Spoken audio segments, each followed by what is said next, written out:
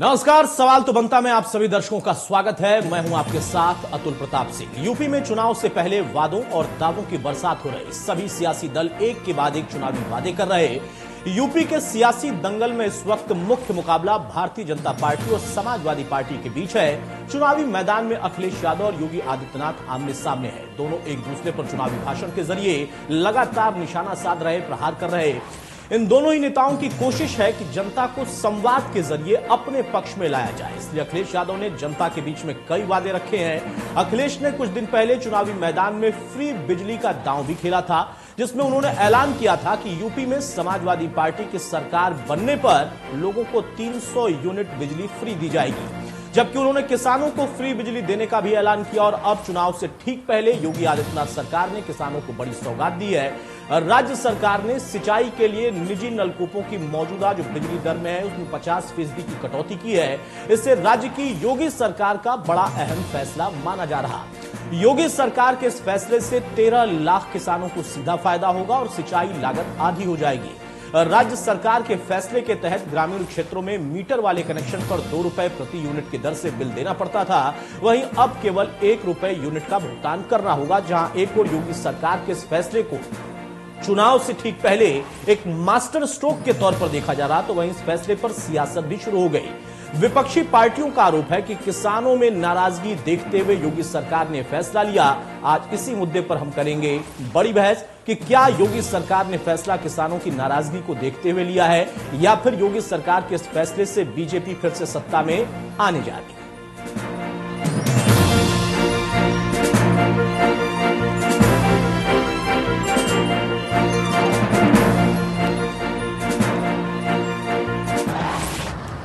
तो योगी सरकार के इस फैसले पर राजनीति भी शुरू हो गई है। पक्ष विपक्ष दोनों इस फैसले का अलग अलग तरीके से विश्लेषण कर रहे हैं। कांग्रेस की सरकार आएगी तो पूरा माफ करेंगे। और आज कुंभकर्ण नींद से जागे हैं। कहां थे आज तक? चिंता नहीं थी। सिरिंज से तो खून निकाल लिए सब। कहां ले गए किसानों को? गन्ने का दाम नहीं, गन्ने का भुगतान नहीं, बकाये का भुगतान नहीं, धान का दाम नहीं, गेहूं नहीं खरीद हुआ, धान खरीद नहीं हो रहा, ओलावृष्टि अतिवृष्टि से बेमौसम बारिश से लोगों का फसल बर्बाद हो गया, मुआवजा तो घटक गए। 100 चूहे खाकर हज पर चल रहे हैं। स्पष्ट हो चुका है, जाना तय है, मठ के अलावा कोई जगह नहीं मिलेगा।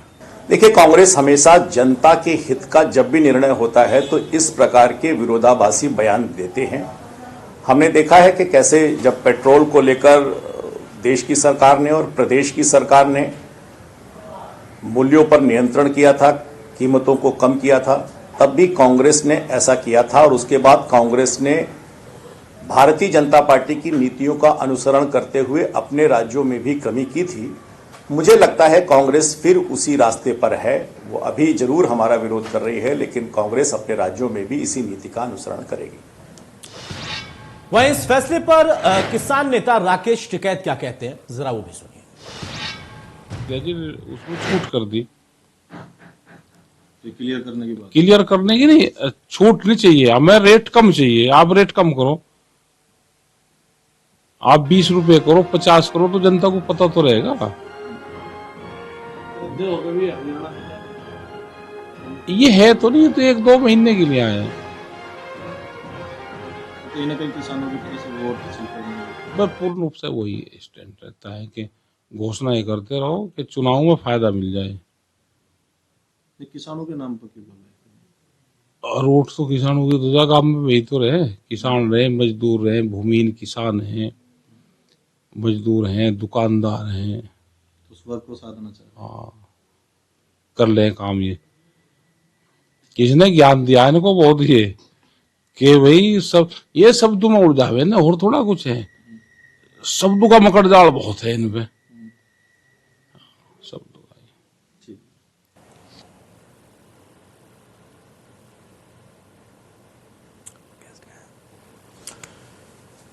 बहरहाल, तो राकेश टिकैत को आपने सुना। उनका कहना है कि बिजली के दाम कम करने की मांग थी, यहां पर छूट देने की बात नहीं है। अगर छूट दी जा रही है तो यह सिर्फ कुछ महीनों के लिए, यानी चुनावी घोषणा है, चुनावी ऐलान है।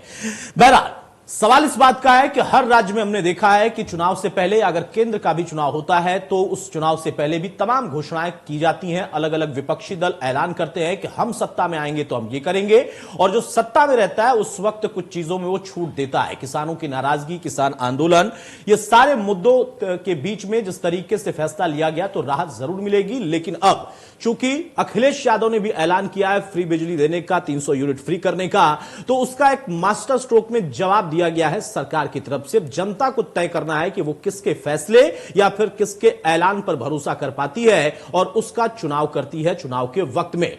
मौजूदा दौर में दावों और वादों की झड़ी जरूर है, इसमें कोई कमी नहीं दिखेगी। बहरहाल हमारे साथ कुछ खास मेहमान हैं, उनसे मैं आपको तारुफ कराता हूं। चर्चा में आगे बढ़ते हैं। राघवेंद्र सिंह है, प्रवक्ता बीजेपी के, बहुत स्वागत है राघवेंद्र आपका। डॉक्टर आशीष दीक्षित हैं, प्रवक्ता कांग्रेस के, बहुत स्वागत है डॉक्टर आशीष आपका। अभिषेक वाजपेयी हैं, प्रवक्ता सपा के, बहुत स्वागत है वाजपेयी साहब आपका। अनिरुद्ध प्रताप सिंह हैं, प्रवक्ता आम आदमी पार्टी के, बहुत स्वागत है अनिरुद्ध आपका। और ब्रजेश भाटी हैं, प्रवक्ता बीकेयू के, बहुत स्वागत है ब्रजेश आपका।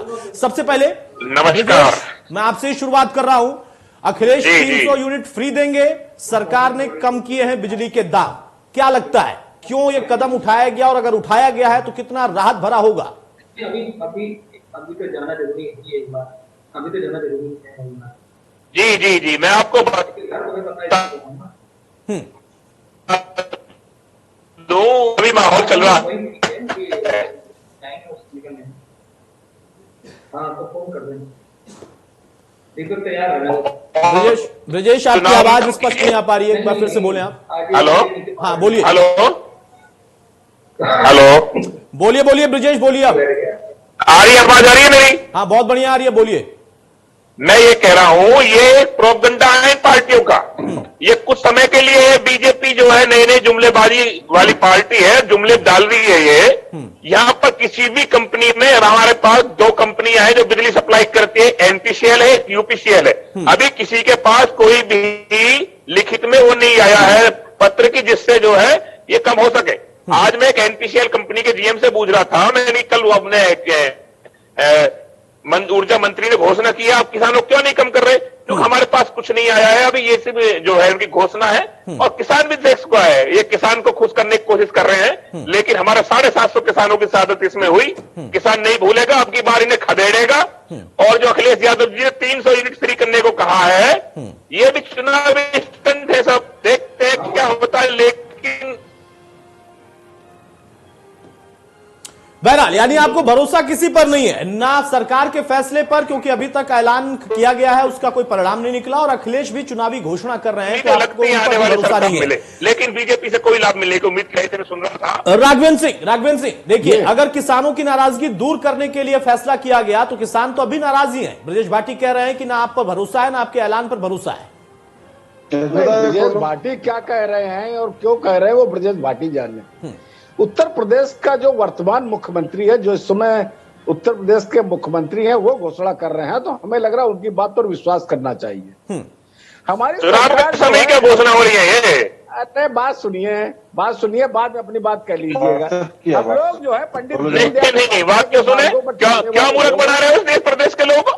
चुनाव के समय तुम्हें याद आ गई, 750 किसानों की शहादत हो गई, जबरी दी का आपको। अतुल जी किसानों को जेल भेज दिया मुकदमे लगा के। ब्रजेश भाटी अब सुन भी लीजिए भाई। देखिए, हम लोग जो हैं अंत्योदय के आधार पर काम करने वाले लोग हैं। पंडित दीनदयाल उपाध्याय और अटल बिहारी वाजपेयी के सपनों को साकार करने वाले लोग हैं। हम लोग समाज के अंतिम पायदान में खड़े हुए लोगों को, सपनों को साकार करते हैं। हमारी सरकार बनी, हम लोगों ने कोरोना काल में राशन देने का काम किया, जो आज भी जारी है। उत्तर प्रदेश से 15 करोड़ जरूरतमंदों को राशन दिया जा रहा है। इसी प्रकार से हम लोगों ने 45 लाख से अधिक गरीबों को आवास उपलब्ध कराए, जिसमें कुछ खास निःशुल्क आवास उपलब्ध कराए गए। ये क्या सामान्य बात है? 1.5 करोड़ घरों को हम लोगों ने मुफ्त बिजली दी, 7 करोड़ लोगों को मुफ्त बीमा दिया 5 लाख तक का। ये लोग तो घोषणाएं करते हैं, हम लोग मुफ्त में करोड़ों शौचालय बना रहे हैं। हम लोग जो है ईमानदारी से समाज के हित को लेकर के, गरीबों को लेकर के लगातार काम करते, घोषणाएं नहीं करते। इनमें से जितने भी काम हम लोगों ने किए वो हमारे घोषणा पत्र का हिस्सा नहीं थे। हम लोग सरकार से उत्तर प्रदेश और देश के और किसानों, गरीब और मजलूमों के हितों की जो बातें करते हैं, जो काम करते हैं, वो चुनाव के घोषणा पत्र का हिस्सा होते हैं। जरूरत के आधार पर हम लोग काम करते हैं। और उत्तर प्रदेश के माननीय मुख्यमंत्री जी को लगा उत्तर प्रदेश के गरीब किसानों को ये सुविधा देनी चाहिए और उनको वो सुविधाएं दी। और ये अखिलेश यादव जी जो बयान दे रहे हैं कि 300 यूनिट तक मुफ्त बिजली देंगे, ये बताइए इससे पहले भी इनकी सरकारें थी, उत्तर प्रदेश में 4 बार इनकी सरकार रह चुकी।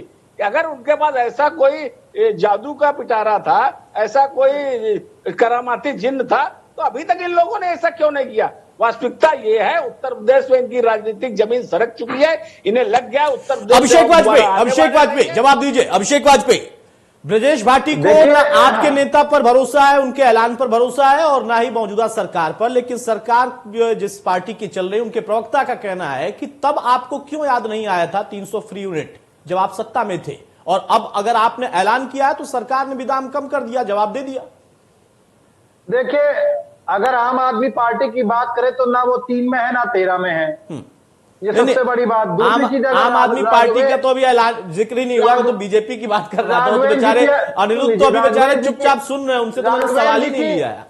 राघवेंद्र जी की बात करें तो राघवेंद्र जी की अगर हम बात करें तो अगर आप देखिए कि ये वही वो कहावत है कि सूप बोले चलनी क्या बोले जिसमें 72 छेद। कुछ दिन पहले अभी 10 दिसंबर को आपको याद होगा, एक छोटी सी पेपर की कटिंग में आपको दिखा रहा हूं, जहां पे कैसे मौरानीपुर में करोड़ों रुपए का घपला हुआ बिजली विभाग में, जहां पे फर्जी रसीदों के माध्यम से पैसा लिया गया मीटर लगवाने के लिए। तो उसके लिए आज तक ये जांच तो बढ़ा नहीं पाए, ये कैसे क्या लोगों के लिए काम कर सकेंगे। नंबर 1 बात। नंबर दूसरी चीज, अभी आपको याद होगा कि मुख्यमंत्री योगी आदित्यनाथ ने एक इंटरव्यू में स्वीकारा था कि किसानों के ऊपर 25 रुपए जो बिजली दर होती थी पर यूनिट, 80 रुपए पर यूनिट हो गई है बढ़ा करके, जो उन्होंने खुद स्वीकारा था। तो इनकी आप समझ सकते हैं कि राघवेंद्र जी की बात का प्रमाण इसी से पता चल गया। जो पहले किसानों को 150 रुपए हॉर्स पावर प्रति माह मिलती थी, वो 170 रुपए हॉर्स पावर प्रति माह हो गई। तो इसके बारे में आज तक इन्होंने कुछ नहीं। देखिए, आप सिर्फ कह सकते हैं, इसके अलावा आपके पास कोई बात नहीं, क्योंकि आपके पास आपने 5 सालों में कुछ किया नहीं। अभिषेक भाई, राघवेंद्र जी कह रहे हैं आपने जब सत्ता में थे तो कर क्यों नहीं दिया था, वो ये पूछ रहे हैं। वो अगर कह सकते हैं तो आप तो कर सकते थे।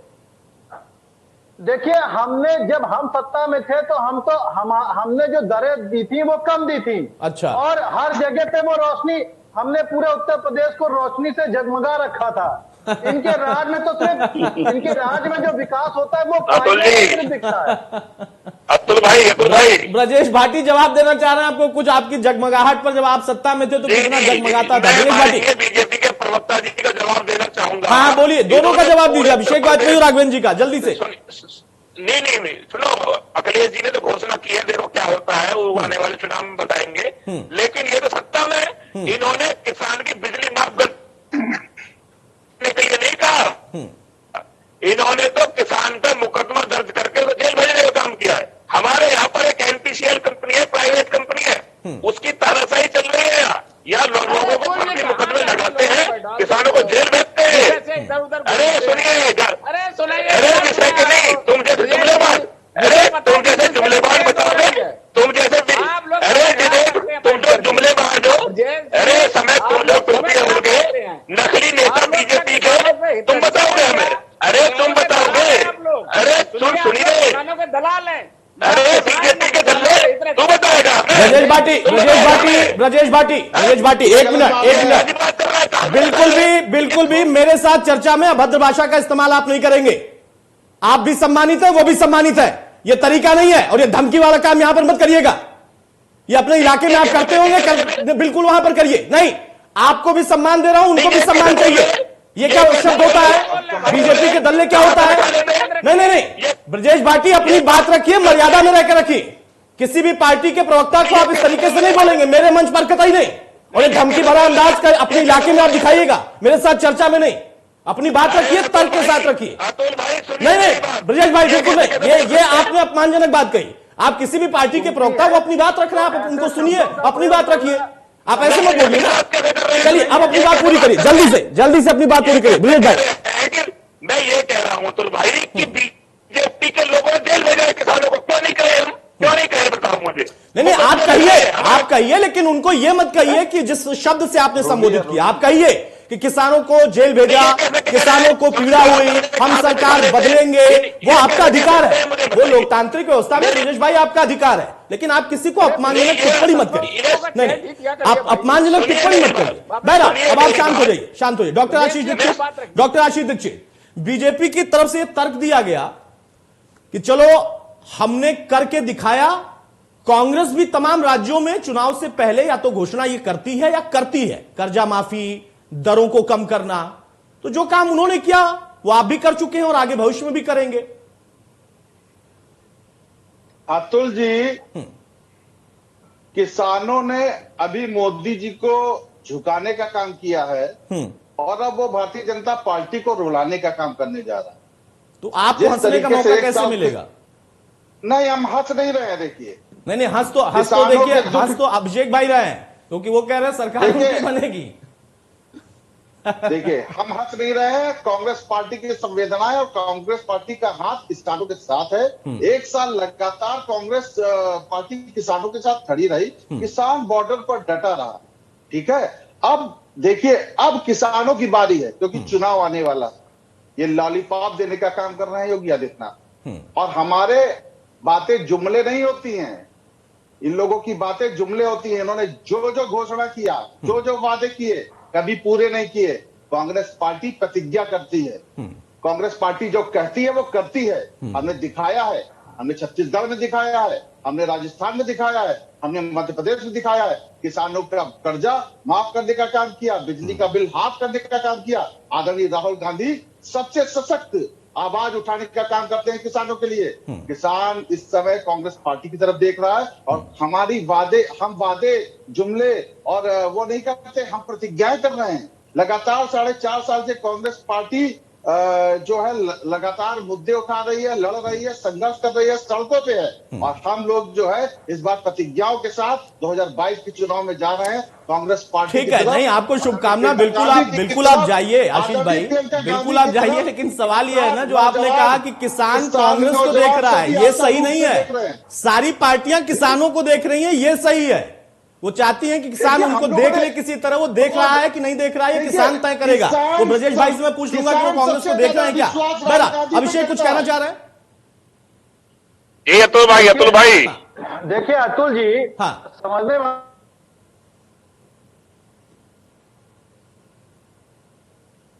चले, शायद अभिषेक आपकी आवाज नहीं आ पा रही है, मैं आऊंगा आपके पास। अनिरुद्ध, आपको मैं चर्चा मिला रहा हूं। आम आदमी पार्टी भी बहुत सारे ऐलान कर रही है, आपने फ्री का ऐलान करके दिल्ली पे तो कब्जा कर लिया। आपको लगता है कि हाँ वो बात यूपी में बन पाएगी, क्योंकि वहां पर सत्ता में बीजेपी है, बहुत सारे काम, बहुत सारे ऐलान, वहां पर समाजवादी पार्टी है, मुख्य विपक्षी दल है, बहुत सारे ऐलान कर रहे हैं अखिलेश यादव, उसमें आपको कहां देख रहे हैं? देखिए, सबसे पहले भाई इंडिया न्यूज के दर्शकों को मेरा जय हिंद, जय बुंदेलखंड। रहा सवाल, अभी आप थोड़ी देर पहले बोल रहे थे कि अभिषेक भाई ने आम आदमी पार्टी का जिक्र छेड़ा। वो इसलिए छेड़ा कि हमने कुछ बोला भी नहीं था और इन्हें हम याद आ गए, क्योंकि सोते जागते उठते बैठते समाजवादी पार्टी सोच रही है कि कैसे आम आदमी पार्टी के जो वादे हैं, जो उनकी गारंटी है, उनको कॉपी किया जाए और अप्लाई किया जाए। देखिए, आज जब चुनाव नजदीक आ गया और जब 700 किसानों की जान भारतीय जनता पार्टी ले चुकी है, तो उन रूठे हुए किसानों को मनाने के लिए भारतीय जनता पार्टी ने एक और जुमला किसानों के सामने चला है। आप और मैं ये जानते हैं कि उत्तर प्रदेश की जनता पिछले 4-4.5 साल से जो कुशासन, जो बेरोजगारी, जो शोषण देख रही है, उसको ये बुलाने वाली है जनता, पहली बात। दूसरी बात देखिए कि चाहे व्यापारियों की हत्या हो, चाहे बेरोजगारी का मामला हो, चाहे बढ़ती कुव्यवस्था हो, योगी आदित्यनाथ जी उत्तर प्रदेश में हर फ्रंट पर नाकाम हुए हैं। इनके बड़े बड़े नेताओं ने बिजली घोटाले किए, इनके बड़े बड़े नेताओं ने पानी जल शक्ति मिशन में घोटाला किया, बच्चों की मिड डे मील के नाम पर 9 करोड़ रुपए के कस्तूरबा विद्यालयों से घोटाला किया, और तो और हमारे पूज्य आराध्य राम जी की जमीन खरीदी में भी इन्होंने घोटाला किया। तो आज जब चुनाव नजदीक आ गया और सारी पार्टियों ने भांप लिया है कि बिजली एक ऐसा मुद्दा है और जी। आम आदमी पार्टी का केजरीवाल मॉडल एक ऐसा मुद्दा है जिसको जनता अपनाने वाली है, तो इन्होंने भी एक जुमले की झड़ी लगा दी है। मैं भाई सिर्फ एक छोटा सा सवाल चाहूंगा, मैं भी चाहूंगा आप इसको आगे बढ़ाएं। अगर कोई भी पार्टी जो ये वादा कर रही है कि वो फ्री बिजली देगी उत्तर प्रदेश की जनता को, तो आज वो बताए कि उत्तर प्रदेश की जनता को 24 घंटे फ्री बिजली देने के लिए अगर उनकी मंशा है तो साल में कितने हजार करोड़ का खर्चा आएगा। मैं समाजवादी पार्टी के साथी से पूछना चाहूंगा, अगर इनके लिए इनका वादा गारंटी है, जैसे आम आदमी पार्टी के लिए उसका हर वादा एक गारंटी है, तो ये बताएं कितने का खर्चा आएगा हर साल का। और मैं भाजपा के साथी से पूछना चाहूंगा कि बताएं आज इनको किसान क्यों याद आ रहे हैं जब ये 700 किसानों के हत्यारे बनकर बैठे हैं। अभिषेक वाजपेयी जवाब देंगे आप? आपके ऐलान को आपने सुन लिया, उनका कहना है कि उनके नेता के कहने के बाद, घोषणा के बाद आपके नेता को ऐलान करना पड़ा मजबूरी में।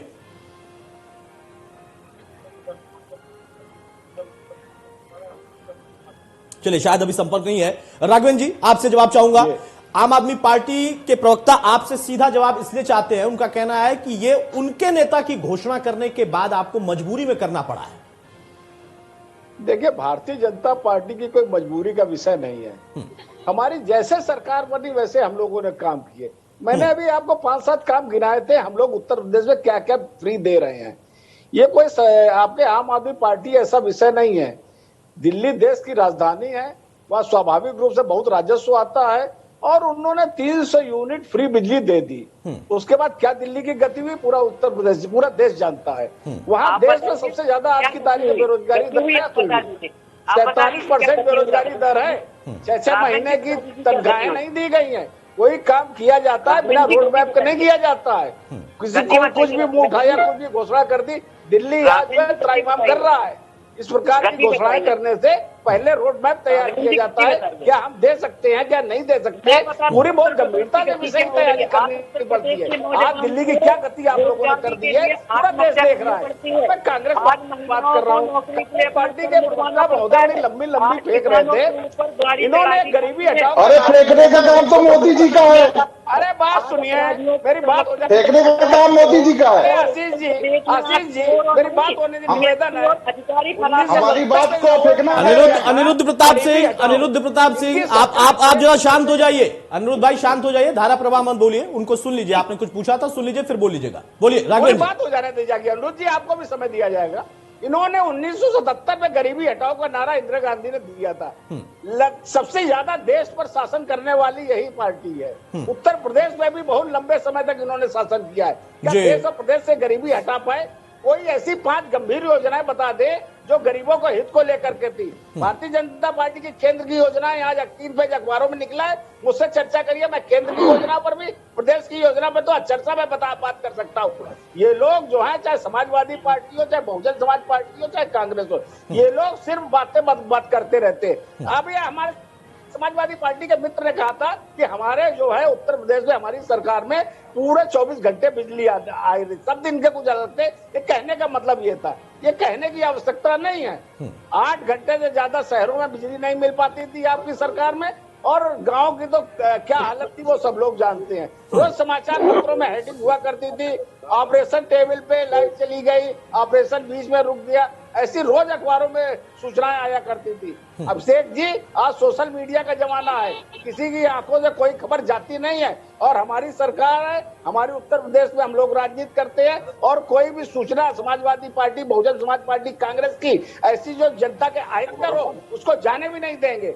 आप लोगों के पैरों के नीचे से उत्तर प्रदेश में जमीन सरक चुकी है, और आम आदमी पार्टी तो उत्तर प्रदेश में किसी गति की नहीं है, कांग्रेस पार्टी भी किसी गति के नहीं है। अगले वर्ष होने वाले चुनाव में भारतीय जनता पार्टी की पूर्ण बहुमत की सरकार बनने जा रही है। ठीक है अभिषेक, आप सुन पा रहे हैं मुझे? जी बिल्कुल। हाँ, अभिषेक अपनी बात पूरी करें, और साथ में सवाल भी है। अनिरुद्ध आपको ही चैलेंज कर रहे थे, वो कह रहे हैं कि आपके नेता को ऐलान मजबूरी में करना पड़ा है क्योंकि केजरीवाल ने करके दिखा दिया और बोल दिया कि वहां भी कर देंगे। देखिए, वहां पे दिल्ली की हालत किसी से छुपी हुई नहीं है, तो मैं ज्यादा टिप्पणी उस पर नहीं करूंगा, क्योंकि दुनिया देख रही है और वहां के लोग आ करके उत्तर प्रदेश में जगह मांग रहे हैं। अब देखिए, जैसा कि अभी राघवेंद्र जी बात बोल रहे थे, ये छोटी सी आपको दिखा रहा हूँ कटिंग, जो कि 11 किलोमीटर इन्होंने हवा में सड़क बना दी। उसके बाद इनके नगर मंत्री ने बाकायदा एक सड़क का उद्घाटन किया था जिसपे आज तक काम नहीं हुआ। ये उसकी कटिंग है। गौ संरक्षण केंद्र में 16 गौवंशियों की मृत्यु हो गई। ये वहां पे जो गायें मर गई उनकी कटिंग है। और अगर अभिषेक भाई कटिंग बहुत आप इकट्ठा करके रखते हैं। बिल्कुल वो जरूरत है वो, क्योंकि जो सरकार, जो भारतीय जनता पार्टी की सरकार है, उसको आईना दिखाने के लिए वो बार बार प्रमाण मांगती है। तो प्रमाण तो हमारे पत्रकार मित्र ही देते हैं ना, जो कि जनता तक पहुंचता है।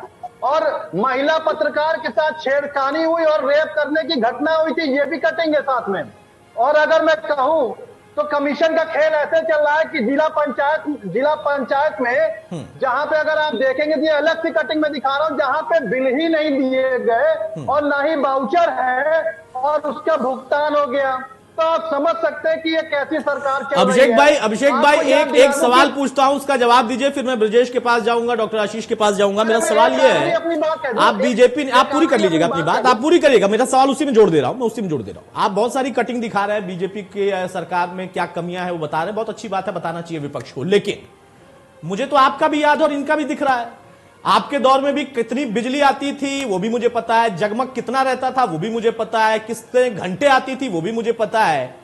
आज मौजूदा दौर में चुनावी ऐलान क्यों कर रहे हैं आप? अगर करना था तो पहले कर देते। और आपसे एक सवाल पूछ रहे हैं अनिरुद्ध बार बार, उनका कहना है कि अगर आप कर भी रहे हैं तो आपके पास रोड मैप है क्या उसका, या सिर्फ चुनावी ऐलान है? देखिए, बिल्कुल आदरणीय अखिलेश यादव जी के पास रोड मैप है और उन्होंने पहले भी करके दिखाया है।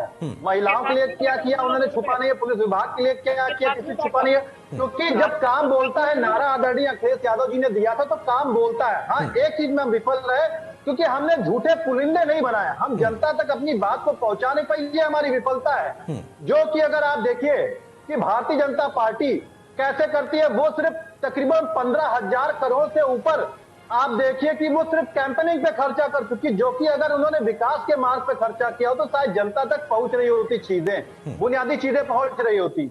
और जैसे राघवेंद्र जी बार बार कहते हैं, अरे केंद्र की कौन सी योजनाओं की आप बात करते हैं? उज्ज्वला योजना, जो कि जाकर के आप भ्रमित करते रहे लोगों को कि सब्सिडी आप उनको देते नहीं थे। तो तकरीबन सब्सिडी की अगर आंकड़ा कर ले तो तकरीबन 1275 से 1335 रुपए के आसपास बैठता था। तो आपने उज्ज्वला योजना कौन सी फ्री दी? हाँ, एक चीज आपने जरूर फ्री दी थी, वो भी गैस पाइप आपने फ्री दिया। इसके लिए जनता आपका आभार व्यक्त करती है। आप गेहूं देते हैं, 5 किलो चावल देते हैं, 5 किलो 200 रुपए का झोला, कितना हो गया महाराज? आपने क्या दाम बढ़ाया? यह किसी ने छुपा नहीं हुआ है। और जिस राशन की बात करते हैं, सभी चैनलों ने मिल करके चलाया था कि कैसे उत्तर प्रदेश से मध्य प्रदेश जा रहा था और झांसी के पास वो ट्रक पकड़ाया हुआ था। उसमें कौन सम्मिलित निकला? भारतीय जनता पार्टी का कार्यकर्ता सम्मिलित निकला। तो उस पर कोई आपने टिप्पणी नहीं की, आखिर क्यों नहीं की? और अगर आपने काम 5 साल में किया था तो आपको काम गिनाने क्यों पड़ रहे हैं? आज आप वापस से हिंदू मुस्लिम पे क्यों लेकर के आते? अब काम करेंगे तो काम गिनाएंगे ही ना भाई। आप भी गिनाते थे, आपने भी देखिए 2 काम किए थे, आपने गिनाया, लेकिन काम आपका नहीं बोल पाया। काम तो सभी गिनाते हैं। ब्रजेश भाटी, कांग्रेस का कहना है कि किसान कांग्रेस को देख रहा है, बीजेपी कह रही है कि नहीं हमारे साथ है, समाजवादी पार्टी कह रही है कि नहीं हमारे साथ है, और आम आदमी पार्टी कह रही है कि वो तो सिर्फ और सिर्फ केजरीवाल के साथ है। असल स्थिति क्या है? और किसान अगर किसी पर भरोसा करे, चाहे वो सत्ता पक्ष वाली पार्टी पर करे, विपक्ष की अलग अलग पार्टियों पर करे, क्यों करे?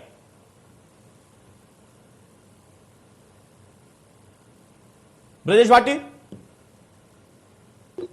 अतुल भाई, हाँ। किसान को भरोसा, देखो कोई भी पार्टी है, जब चुनाव आता है तो हमें पहले सबको किसान और मजदूर याद आता है। लेकिन हमने 1 साल 2 महीने आंदोलन चलाया, गाजीपुर बॉर्डर हो, टीकरी बॉर्डर हो, सिंधु बॉर्डर हो, चारों तरफ किसान पड़ा रहा।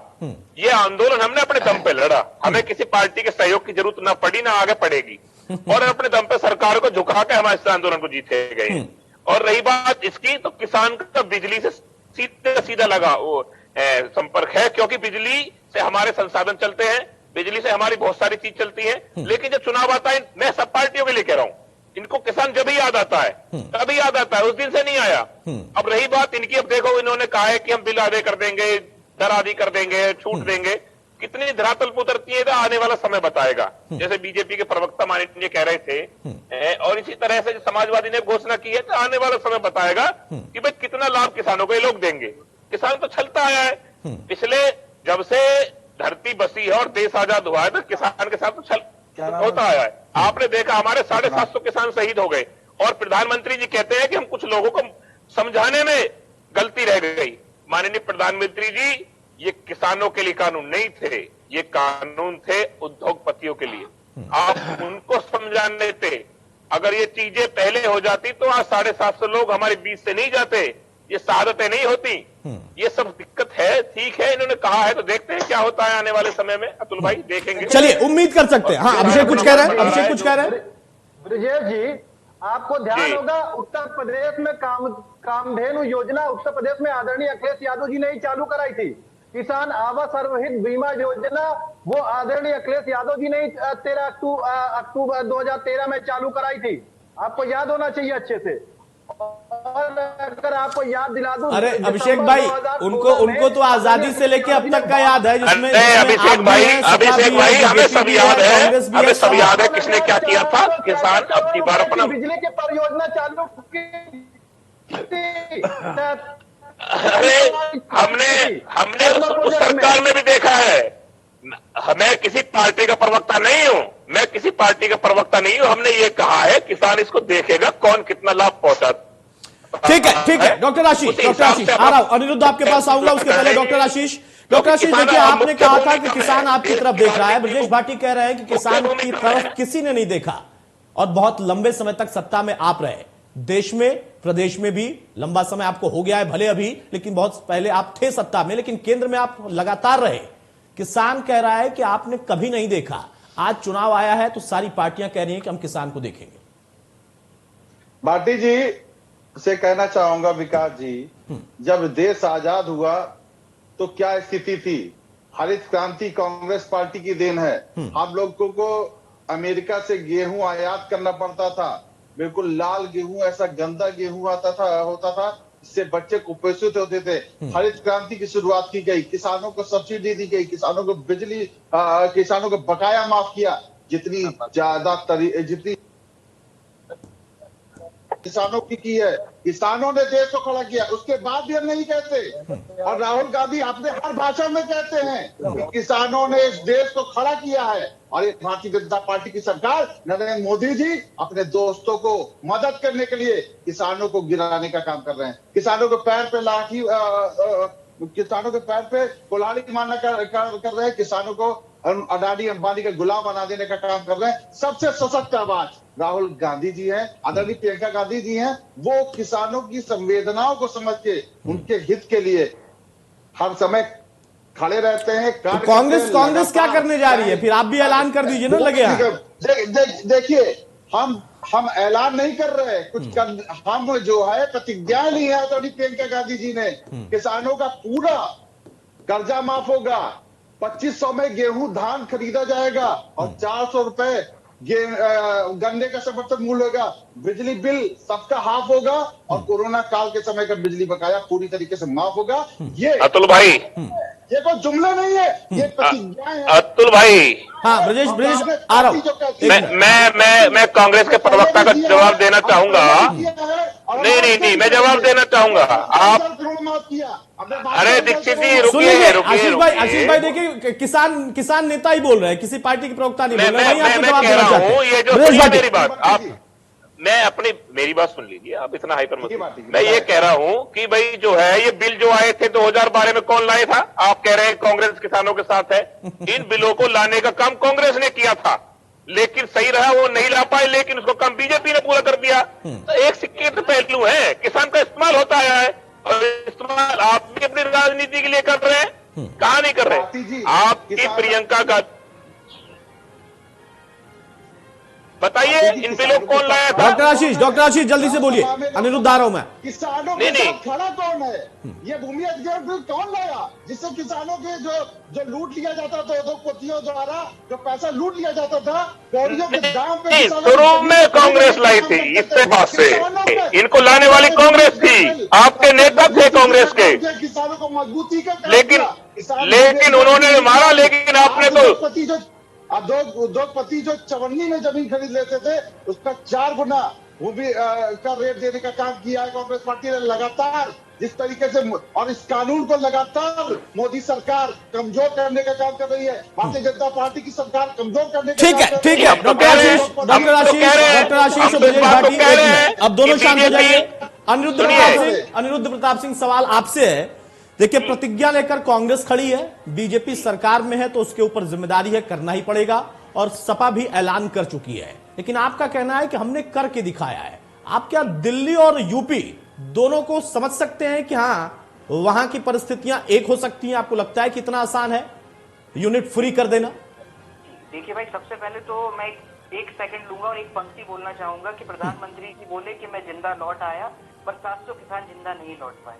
दूसरी बात, बाकी सरकारों को क्यों ये बोलना पड़ रहा है, बाकी प्रवक्ताओं को ये क्यों बोलना पड़ रहा है कि हमने किसानों के लिए ये किया, हमने किसानों के लिए वो किया? किसान सब जानते हैं, किसान बहुत अच्छे से जानते हैं किसने किसानों के लिए क्या किया। और आपने बहुत अच्छे सवाल पूछा कि दिल्ली और उत्तर प्रदेश में फर्क है। बिल्कुल, दिल्ली का बजट है 80,000 करोड़ का और उत्तर प्रदेश का बजट है 5.5 लाख करोड़ का। ठीक है, जो एक फर्क जो आज तक रहा है बाकी सरकारों में, वो फर्क रहा है नियत का। आज दिल्ली के पास एक नियत वाली सरकार है, दिल्ली के लिए काम करने वाली सरकार है और इसी सरकार की मांग उत्तर प्रदेश के लोग आज कर रहे हैं। आप देखिए भाई, कुछ ही दिन पुरानी बात है, भाजपा की एक जगह पे सरकार नहीं बनी या वहां पे वो चुनाव हारे तो उन्होंने पेट्रोल और डीजल के दाम कम कर दिए। आज जब इन्हें पता चल रहा है कि उत्तर प्रदेश में भी इनकी यही गति होने वाली है तो इन्होंने किसानों को लुभाना शुरू कर दिया। आप देखिए, जैसे जैसे चुनाव नजदीक आएगा कि अपने हर एक बयान से पलटते जाएंगे, अपनी हर एक बात से पलटते जाएंगे और सिर्फ जुमलों की नई मयार खड़ी कर देंगे। बात से तो आपके नेता भी पलट जाते हैं, केजरीवाल भी पलट जाते हैं। देखिए, इस बार जनता ने उत्तर प्रदेश की मन बना लिया है। नहीं, आप बात पलटने की बात कह रहे हैं तो बात से तो केजरीवाल भी पलट जाते हैं। देखिए, केजरीवाल जी ने आज तक जो भी जनता से वादा किया है, वादा नहीं गारंटी रही है। और उन्होंने तो वादा किया था कभी चुनाव नहीं लड़ूंगा, फिर चुनाव भी लड़ गए, मुख्यमंत्री भी बन गए। वो तो राजनीति में भी नहीं आना चाह रहे थे। अब ये देखिए, ये उन्होंने ही कहा था, मैंने नहीं कहा था अनिरुद्ध भाई, ये उन्होंने ही कहा था और बच्चों की कसम खा के कहा था कि बच्चों की कसम खाऊंगा, राजनीति में नहीं आऊंगा।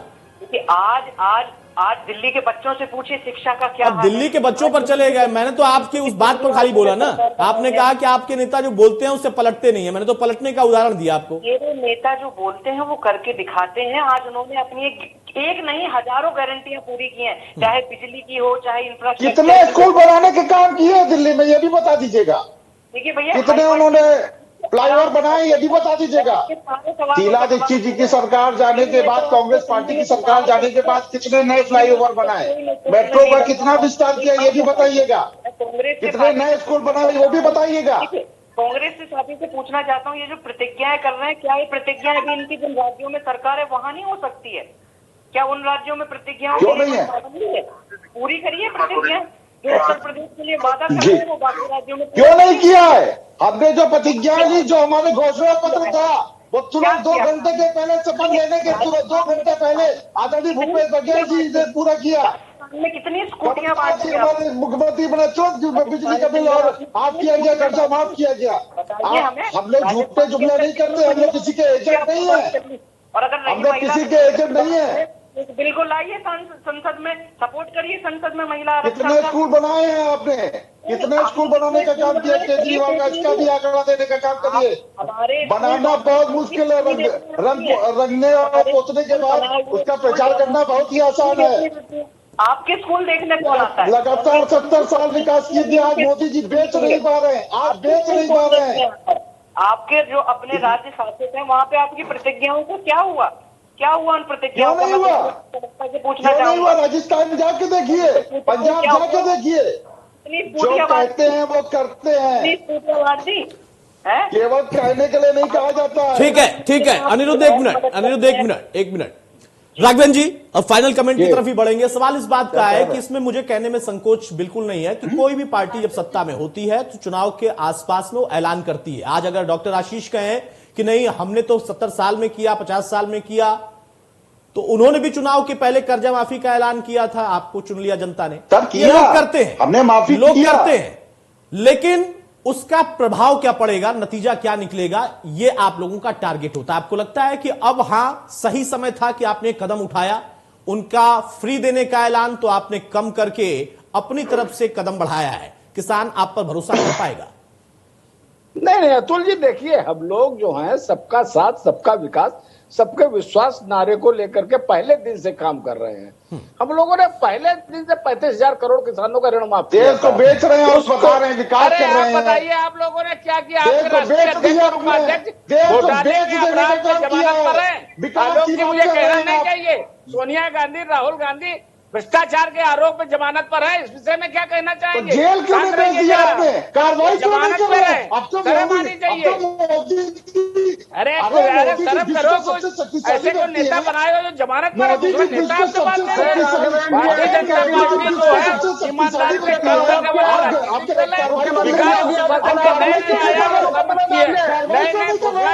हम लोग जो है वो कहते हैं वो करते हैं। अरे वो देश को लूटने का काम किया है आप लोगों ने। अरे कांग्रेस के, अरे आप लोग कांग्रेस को बर्बाद करने का काम किया। काला धन वापस आ गया, काला धन वापस आ गया, कितना निकलेगा काला धन? तो अतुल जी ये लोग भ्रष्टाचार में डूबे हुए लोग हैं। इनका कोई ऐसा नेता नहीं है जो भ्रष्टाचार के आरोप में जेल नहीं गया। डॉक्टर साहब सुन तो लीजिए भाई, हाँ हो गया। उन्होंने इतना ही कहा कि आपके नेता जमानत पर हैं, और जमानत पर अगर है तो जमानत कोर्ट देती है, सरकार नहीं देती है। जमानत में है कि नहीं, जमानत कोर्ट देती है, सरकार नहीं देती है। कोर्ट को ही कहीं भेजना होगा या कहीं ना भेजना होगा तो ये कोर्ट का ही काम है, कोर्ट ही तय करेगी। बहरा आप अपनी बारी में बोलिएगा, राघवेंद्र जी अपनी बात पूरी करें, राघवेंद्र जी अपनी बात पूरी करें। डॉक्टर आशीष एक मिनट, डॉक्टर आशीष एक मिनट, डॉक्टर आशीष एक मिनट, डॉक्टर आशीष एक मिनट। अब सुन लीजिए उनको, सुन लीजिए राघवेंद्र जी को, सुन लीजिए राघवेंद्र जी जल्दी से अपनी बात पूरी करें। आ रहा हूं, भाटी साहब आ रहा हूं। अपने गृह मंत्री के बारे में तो बताइए, अमित शाह के बारे में तो बताइए। अरे बताइए, अमित शाह के बारे में तो बताइए। हमारे ऊपर से नीचे तक जितने भी नेता हैं, चाहे आपके योगी आदित्यनाथ को देख लीजिए, चाहे देश के प्रधानमंत्री नरेंद्र मोदी को देख लीजिए, चाहे उनके परिवार को देख लीजिए, उनको दरकार की तरह बिल्कुल साफ है। हमारे राजनाथ सिंह को देख लीजिए, नितिन गडकरी को देख लीजिए। अरे हमारे नेता, हमारी पार्टी ईमानदारी से काम करने वाला राजनीतिक दल है। आप लोग जो है कैसे बात कर रहे हो? सारे केस को वापस ले लिया। बताने की आवश्यकता नहीं है। कांग्रेस का आ रहा हूँ, अभिषेक आ रहा हूँ। कांग्रेस, अरे कार्रवाई तो हो ही रही है, कोर्ट करेगी, सरकार करेगी। कार्रवाई जो है कोर्ट करती है। आशीष जी नाराज तो हो जाते हो भाई, नेता होने का दावा करते हैं आप लोग। आप कार्रवाई करिए। आशीष जी आप तो नाराज बता दीजिए। बहरा एक मिनट, शांत हो जाइए, शांत हो जाइए, शांत हो जाइए। अभिषेक कुछ कह रहे हैं। अभिषेक राघवेंद्र जी, अतुल जी, राघवेंद्र जी इतनी बड़ी बात कर रहे हैं, तारीफ पार है आपके गृह मंत्री, क्यों नहीं बोलते? अरे आशीष जी एक मिनट, डॉक्टर आशीष, तड़ीपार किसने किया था? राजनीतिक आरोप को आप यहाँ पर कोर्ट नहीं कर सकते, और कोर्ट ने बाद में अगर उनको बरी किया तो आप कोर्ट के उस निर्देश के ऊपर नहीं है। नहीं, ये राजनीतिक आरोप आप लोग एक दूसरे पर लगाते रहिए, लेकिन वहां जब कोर्ट आ जाता है ना, और कोर्ट का मामला होता है, तो कोर्ट से तय हुई चीज को ही हम मानते हैं। हमारी न्यायिक प्रक्रिया पर हमें भरोसा है और हमें वही सिखाया गया है। तो कौन तड़ीपार था या कौन क्या है, वो आपके जमानत को याद दिला रहे हैं, आप उनका तड़ीपार याद दिला रहे हैं। वहां से कोर्ट से वो बरी हो चुके, तो कोर्ट से ऊपर कांग्रेस तो नहीं है ना, या हो गई कांग्रेस कोर्ट से भी ऊपर, कि अभी भी कहेगी तड़ीपार है। बहरा दोनों शांत हो जाए। अभिषेक कुछ कह रहे थे, अभिषेक जल्दी से। देखिए, मुख्यमंत्री योगी आदित्यनाथ वो पहले मुख्यमंत्री हैं जिन्होंने अपने ऊपर से आपराधिक मुकदमे हटवाने का काम किया, जिसपे कोर्ट को भी टिप्पणी करनी पड़ी। दूसरी बात, अगर आप देखिए कि कैसे एक महिला नेत्री हैं जो इनके यहाँ पे गुजरात की, उन्होंने कैसे अपने लोगों को मध्य प्रदेश में कैसे सरकारी जमीनों पे कब्जा करा, ये किसी से छुपा हुआ नहीं है। दूसरी चीज, ये वो लोग, इनकी मानसिकता आप समझ सकते हैं। जिस समय कोविड काल चल रहा था, मुझे कहना नहीं चाहिए कांग्रेस का मामला है, लेकिन जिस समय कोविड काल चल रहा था, इन्होंने सरकार बनवाने के लिए अपनी सरकार बनवाने के लिए वहां पे लॉकडाउन तक नहीं लगवाया था। कितने लोग मौत के मुंह पहुंच गए और कितने लोग गौलोकवासी हो गए। ये ऐसी मानसिकता के लोग हैं। और जिस समय उत्तर प्रदेश खून के आंसू रो रहा था, तब मुख्यमंत्री योगी आदित्यनाथ जी प्रचार करने के लिए पश्चिम बंगाल गए हुए थे।